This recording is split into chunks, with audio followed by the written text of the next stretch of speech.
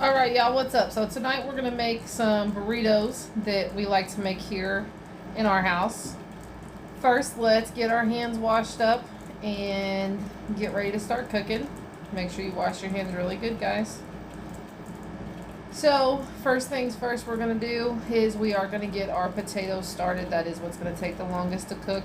As you can see, I've already cubed them up here. We're just going to throw them into the skillet. I did spray the skillet with some nonstick spray. Didn't really want to put anything else in there. So the potatoes are going to cook.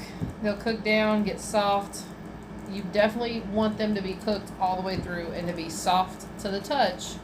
So that way when you put them in your burritos and you go to take a bite out of your burrito, everything is cooked all the way through. Okay?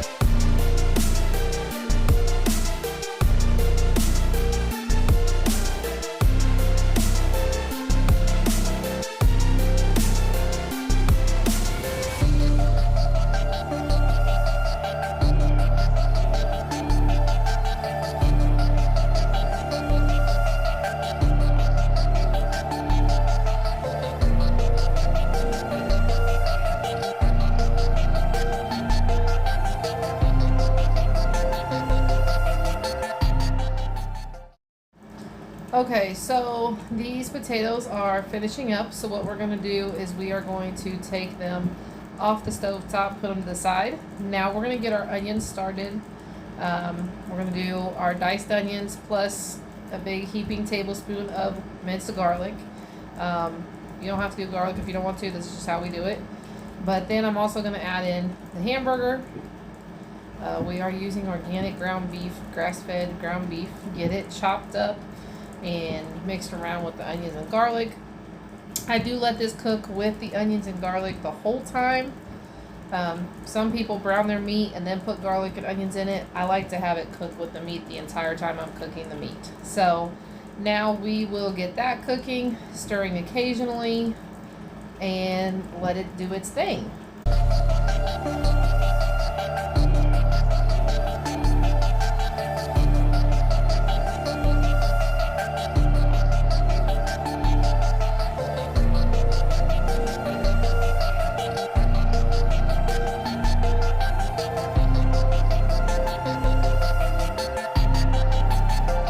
Okay, so the meat's all done. I am going to push it to one side, and since I did so much meat, I am going to use my paper towel method that I always do and soak up the grease that is in the pan instead of putting it into a strainer and making a mess and dirtying up another dish. So let that soak. It will soak up the entire paper towel, so don't be concerned. It does get all the grease, but it does not leave any paper towel particles in your food. So don't be scared to try it. Okay, as you can see, it is all soaked up. We will toss that in the trash. And now we are going to get it seasoned up with our taco seasoning. And then we're going to add our Mexican street corn, some black beans, a little bit more taco seasoning. You will add in our potatoes.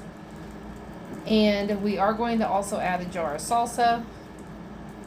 Mix it all together, let it cook down for just a minute or two, and then we are going to add cheese. I did put a whole bag of cheese in there. You can put however much you want. Mix it together. Make sure the cheese gets mixed in all the way with the burrito mix, and let that cheese melt. And then it'll be time to get our burritos put together. Okay, guys?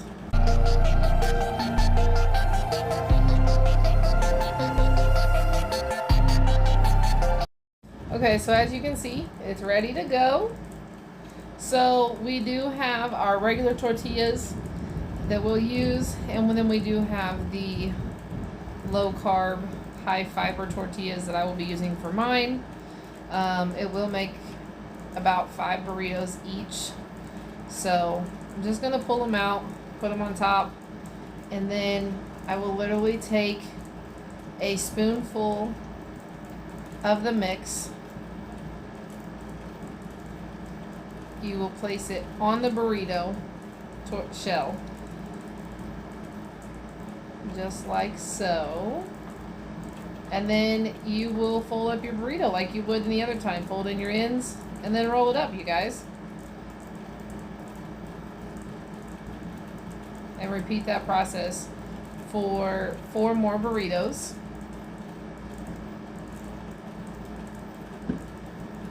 And you just keep going, okay? And you're gonna do that with the carb tortillas, and then I'm also gonna do that with the regular tortillas as well, because that is what the kid eats. So, yeah.